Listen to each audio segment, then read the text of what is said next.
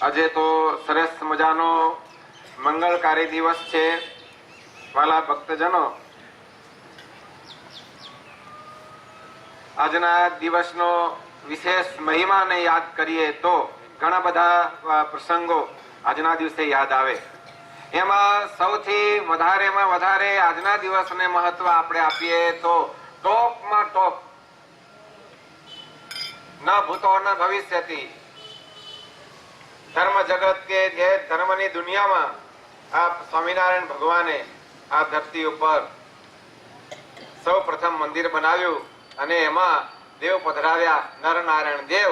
તો આજે નરનારાયણ દેવનો જન્મ દિવસ છે, પ્રાગટ્ય દિવસ છે. શ્રીજી મહારાજે ખૂબ ખૂબ નરનારાયણ દેવનો મહિમા કહ્યો. આપણા સંપ્રદાયમાં નરનારાયણ દેવનો મહિમા છે એટલું નથી, અરે પુરાણોમાં પણ નરનારાયણ દેવનો ખૂબ મહિમા છે. અને જે નરનારાયણ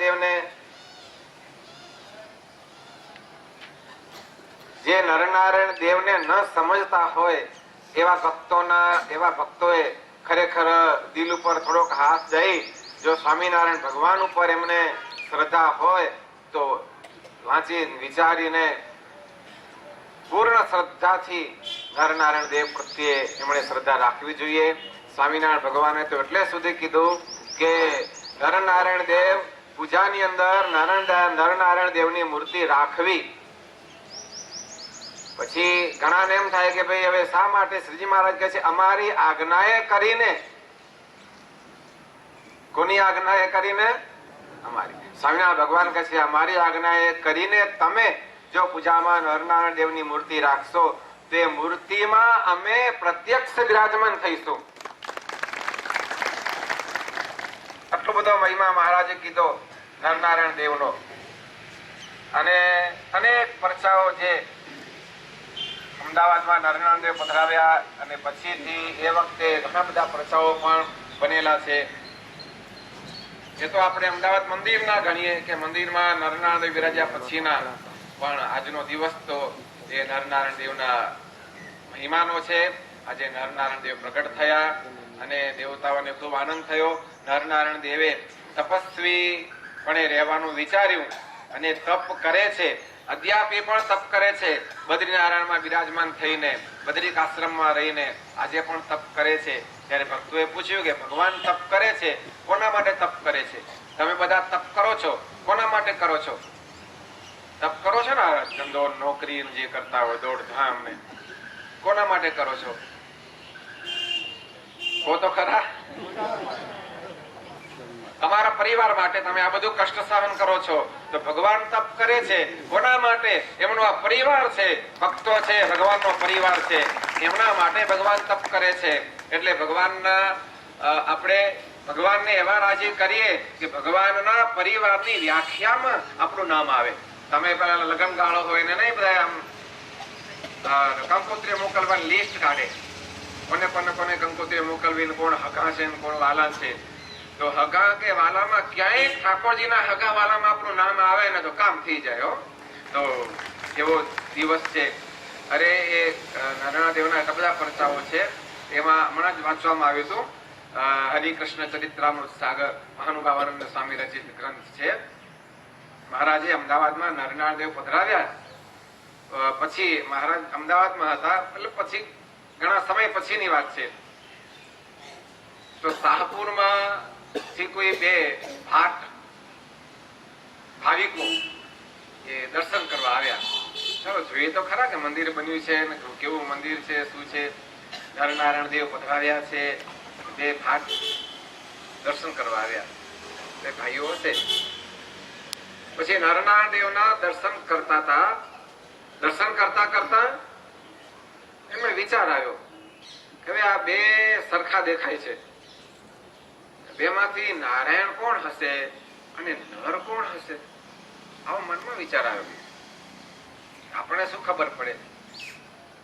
જ્યાં આવો મનમાં સંકલ્પ થયો તો નારાયણ ભગવાને સ્વયં પોતાના હાથની આંગળી આમ પડખે કરી અને બતાવ્યું અને બોલ્યા કે આ છે બાજુમાં એ નર છે અને આમ પોતાના તરફ કે અમે નારાયણ છીએ, આવો એ સ્વરૂપે પ્રત્ય બતાવ્યા. ત્યારથી એ ભક્તોને થઈ ગયું કે ખરેખર ભગવાન અહીં બિરાજે છે, પ્રત્યક્ષ સાક્ષાત છે. આવી એમને શ્રદ્ધા અને એવી નિષ્ઠા એ દર્શન કરનારને થઈ ગઈ. આવા નરનારાયણ દેવ એમના આશ્રયમાં આપણે રહીશું.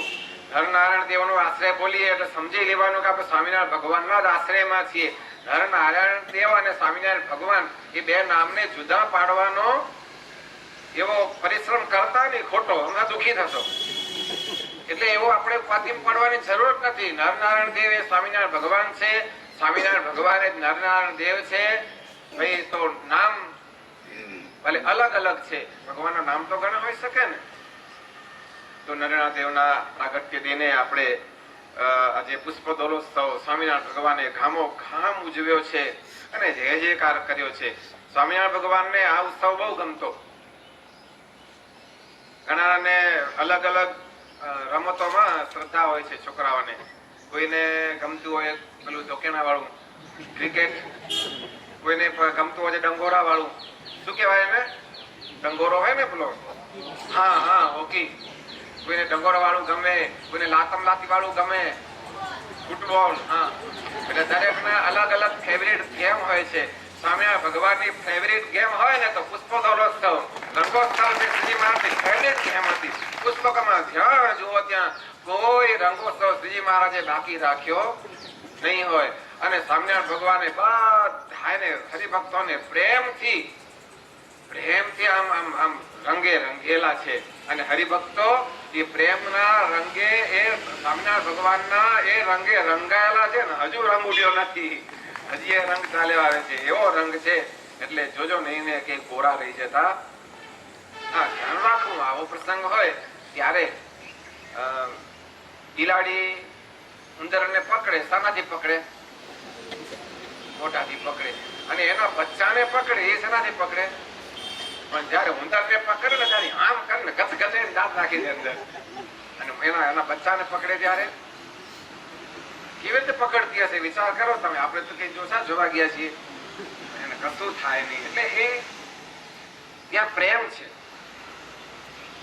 હોળી આપણો જે પુષ્પ દોલોત્સવ છે, રંગોત્સવ છે, એકબીજાને ભગવાનને પ્રસાદીનો રંગ કે ગુલાલ છે એ રંગવામાં આમ વ્યક્ત થઈ આવે. ઘણા તમે એવી દાસ કાઢતા હોય જાણે બિલાડી ઉંદેડો મોઢામાં ચાલ્યો. એટલે દાસ કાઢવાનો દિવસ નથી, આ તો આનંદનો દિવસ છે, આ તો પ્રેમનો દિવસ છે. આ તો કે નહીં ઘાટમાં આવ્યો કે આવશે કે એ ઘાટમાં લેવાનો દિવસ આ નથી. આ તો આનંદ અને પ્રેમનો દિવસ છે. એટલે આમ જે રંગે રંગાતો એને આમ દિલમાં આનંદ થાય કે વાહ વાહ, ધન ભાગ ધન ગડી મારા અહો ભાગ્ય કે મને આજે આ રંગનો પ્રસાદ મળ્યો છે. અને એથી વિશેષમાં આ ઉત્સવ ફાગણ મહિનામાં સરસ મજાનો ઉત્સવ આવે. તમને ગુરુજી કહે કે આ ઉત્સવ છે ને એને ફાગણ મહિનામાં આ ઉત્સવ ઉજવાય છે એટલે આને ફાગ ઉત્સવ કહેવાય. ઉત્સવનું નામ શું? ફાગ ઉત્સવ. ફાગ ખેલૈયા ઉત્સવ, ફાગ ઉત્સવ એનું નામ છે. અને એટલા માટે ફાગ ઉત્સવ. અને પછી આ ઉત્સવમાં જે પ્રસાદી અપાય છે એને શું કહેવાય? ફગવા. શ્રીજી મહારાજે સ્વહસ્તે હરિભક્તોને જય જયકાર સાથે આમ ખોવે ફગવા આપ્યા. તો એ વખતે શ્રીજી મહારાજ આ ઉત્સવ પછી પ્રસાદી આપે છે તો એને ફગવા કહેવાય છે. ફગવા છે. આજે પણ ફગવા આપે છે, પણ ફગવા આપે છે બેહીને. સમજાય તમને? ક્યાં સમજાય? આજે ફગવા આપે છે પણ ફગવા આપે છે. એ વખતે ભગવાન ફગવા જાતે સ્વહસ્તે આપતા હતા. આજે ભગવા ધારી એ આપણને ભગવાનનો પ્રસાદ આપે છે. એટલે આપણે ભાગ્યશાળી છીએ. બીજો છે આજના દિવસનો મહિમા કે હોળીનો જે ઉત્સવ છે એ થોડો જગતનો વિચિત્ર ઉત્સવ છે. એમાં મહારાજે ઘણા હરિભક્તોને ચેતવા છે કોઈ દી એ ઉત્સવમાં ભાગ લેવો નહીં. એમાં ગાળા ગાળી આ તેને બધું ઘણું થતું હોય છે. પણ આજનો જે ઉત્સવ છે ધૂળેટી ફૂલ દોલોત્સવ, એ તો ભક્તનો જે વિજય થયો. હોલિકા ભક્ત પ્રહલાદજીને બાળી નાખવા માટે જે કાવતરું રચેલું અને એ કાવતરામાં ભગવાને ભક્ત પ્રહલાદજીની રક્ષા કરી. બીજા દિવસે સવારે ખબર પડી કે પ્રહલાદજીને તો કઈ થયું નથી. આ સમાચાર સાંભળ્યા એટલે તમે જો તો બધા ભક્તો ભેગા થાય, મંદિરે મંદિરે ઉત્સવ થયો, એને રંગ ઉડાડ્યા ને ગુલાલ ઉડાડ્યા અને આનંદ જય જયકાર કર્યો. એ આપણો ધૂળેટી. એ વખતે તો એક હોલિકા હતી. અત્યારે ભક્તોને બાળનારી હોલિકાઓ ઘણી છે સમાજમાં. ભક્તોને હળગાવનારી હોલિકાઓ ઘણી છે સમાજમાં. ચેતતા રહેવું ભાઈ, હોલિકા કઈક આપણું દહન કરી નાખે નહીં. અને હોલિકા બધી ઘણા રૂપે હોય છે. કોઈ વ્યસનના રૂપે હોય ને કોઈ અનેકના રૂપે આ બધી હોલિકાઓ જગતમાં છે. તો એ હોલિકાઓ છે ભક્તનું દહન કરવા તત્પર બેઠી છે. તો ભગવાને આ રીતે ભક્તની રક્ષા કરી અને જય જયકાર થયો અને ભક્તોએ આનંદ ઉત્સવ કર્યો. એટલે એ દિવસ છે આપણો આજનો આ પુષ્પદોલોત્સવ. બીજી સરસ મજાની વાત થઈ. અમે કાલે બેઠા હતા ને એટલે પછી એવી વાત થઈ કે ગુરુજી કે બે આપણા સંસ્કૃતિમાં બે ઉત્સવ મહત્વના આવે છે. આ કારણ કે હળવા બેઠા હતા ને વાત થઈ કીધું ચલો ત્યારે આપણે તો મળી ગયું કે કેશું હરિભક્તોને બે મહત્વના દિવસો. એક આવે છે દિવાળી અને બીજી હોળી. હોળી દિવાળી એટલે બે ઉત્સવ, બે દેવીઓ છે. દેવીઓ છે ને. દિવાળી આવ્યો એમ તો કોઈ કહેતું નથી. દિવાળી આવી અને હોળી, બે દેવીઓ છે. દિવાળી એ દેવી છે અને હોળી એ દેવી છે. પરંતુ એમાં એક દેવી વખણાઈ ગઈ દિવાળી. તો ગુરુજી કે અરે ખર્ચા કરાવે છે દિવાળી તો. કેટલા પૈસા, નવા કપડા, આ કેટલો ધુમાડો કરાવે. તો એ દિવાળી એટલે દિવાળી. અને હોળી બિચારી ભોગવાઈ ગઈ. કઈ હોય તો શું કે એને તો હોળી હળગી છે. બે દેવીઓ જ છે. એટલે આ જગતમાં આનંદ આપનારે દેવી છે અને હોળી હળગાવનારી દેવી છે. ધ્યાન રાખવાનું, ભગવાનના ચરણમાં રહીએ ને તો આપણા માટે દાડી દિવાળી. અને નહીતર એ હોળીના ફડકા હળગ્યા જ કરે. એટલે આપણે હોળી જોઈતી નથી. આપણને દિવાળી જોઈએ છે. ભગવાનને પ્રાર્થના કરીએ કે ભગવાનના ભક્તોના જીવનમાં સદાય દીપ પ્રજ્વલિત રહે. દિવાળીમાં દીવડા પ્રગટાવાય, હોળીમાં ભડકા કરાય મોટા ભયંકર. એટલે આપણે દીપ પ્રગટતા રહે અને એની જ્યોત એ બધા સૌના હૈયામાં પ્રસરતી રહે. તો એ ઉત્સવ આજના દિવસે પણ આપણે આ ધૂળેટીના રંગ પુષ્પદોલોત્સવના દિવસે પણ આપણે એ આનંદ ભગવાનના ભક્તો લઈ શકે છે. દિવાળીના જેવો આનંદ લઈ શકે છે. એમાં હોળીનો વાંક નથી. અરે અનેક રીતે હોળી રમાય છે. હમણાં જ ગુરુજી યાદ કરે કે ઉત્તર પ્રદેશ યુપીમાં એવી હોળી રમાય છે કે સ્ત્રીઓ પુરુષોને લાકડી ધીબે અને પછી પાછા બોલે પૂરા મત માનો હોલી આઈ હે એમ કરી જેવા દે. મને એમ થયું કે આ તો રિવાજ જૂનો છે. એ આપણે ક્યાંક વાંચેલું કે બાજુ યુપીમાં જૂનો રિવાજ છે કે સ્ત્રીઓ પુરુષો લાકડી મારે. પેલા જૂનો રિવાજ એટલા માટે પેલા કોઈ બહેનો પુરુષોને મારતી નહીં. એટલે એવો કોઈ ચાન્સ બી મળતો નહીં. એટલે આ વર્ષે એકવાર ગોઠવી કાઢ્યું કે હોળી પર્વે એક ઉત્સવના નિમિત્તે લાકડી દાજ વાળી લે. એ તો ઉત્સવ કોઈ દાજમાં તો કઈ નથી કરવું, દાજ વાળી લે. પણ હવે અત્યારે તો બાકી રાખે છે. અત્યારે તો લાકડીઓ મારવામાં કોઈ બાકી રાખતું નથી. તમને અનુભવ હશે. લાકડીઓ અલગ હોય છે. સાચી વાત છે ને. હાથે મારે હાથે ને દે બરાબર જેવી દે ના પોચી નહીં, હારી પેઠે દે. અને પછી કહેતા છે કે બુરા મત માનો હોલી આવી હે. એવી તો વાત છે ભાઈ, હોળી છે.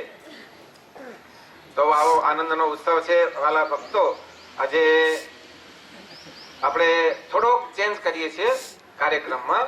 અત્યારે આપણે આ હોળીના ઉત્સવ રાસ રમીશું, પછી નરનાળ દેવનું આરતી પૂજન કરીશું અને પછી છેલ્લે તો થોડીક સૂચનાઓ આપવાની છે. હમણાં પછી આપો કે આપી દઉં? આપી દઉં. હા હા તમે એટલે સૂચનાઓમાં એટલું, બીજું કઈ નહીં. એક તો હમણાં કીધું તેમ આ તો આજનો દિવસ છે, આનંદનો દિવસ છે, ઉદ્વેગનો દિવસ નથી. કોઈને ઉદ્વેગ થાય હું આપણે કરવું. કોઈ ના પાડે કે ભાઈ મને નથી અનુકૂળતા, તો આપણે એને પરાણે હઠાગ્રહ કરવો નહીં. ખૂબ આનંદ પ્રેમથી હું તો ઈચ્છું કે ભાઈ આપણે આજના દિવસે જે ભાઈ રંગાયા વગરનો રહે ને એ સમજી લેવાનું કે કાયમ માટે કોરે કોરો જ છે, એમાં કઈ સાર વળે નહીં. એટલે આ તો મહિમા છે, માતમ છે. આજ તો હરિભક્તો પડાપડી કરે કે મને થોડોક પ્રસાદ મળે, મને થોડોક રંગનો પ્રસાદ મળે. એટલે ભક્તોનો આનંદનો દિવસ છે, તેમ છતાંય આપણે કોઈને ઉદ્વેગ કરવો નહીં. અને પછી જે છેલ્લે જયારે ધમાધમી ઉત્સવ ચાલે છે ત્યારે પણ દરેકને વડીલ હોય કે નાના હોય કે મોટા હોય બધાએ એક વાતનું ધ્યાન રાખવાનું કે એકની સામે એક જ. કોઈ દિવસ એક ભક્તની સામે બીજા 2-4 જણા ભેગા મળીને એને રંગવા માટે, શું કીધું છોકરાઓ? નાના છોકરાઓને કહું છું, સંભળાય છે? જો કોઈને પકડ્યા એક ઉપર જે 2-4 જણા જે રંગ નાખવા માંડ્યા ને, ઉપાડીને બહાર નાખી દઈશ. એટલે એવું બિલકુલ કરતા નહીં. ખૂબ જ સરસ મજાનો આનંદથી આપણે ઉત્સવ કરવાનો છે. તો આજના આ ઉત્સવ પ્રસંગે આ સૂચનાઓ જે આપી છે એનું ખાસ ધ્યાન રાખજો. અત્યારે આપણે સાથે મળી હોળીના પદ ગાઈશું, ભગવાનનો રાસ રમીશું અને પછી થોડી બાકીની થોડી સૂચના છે એ પછી કહીશું. એ તો વાંધો નહીં, તમે સાંભળશો, મને ખબર છે. હરે ભગત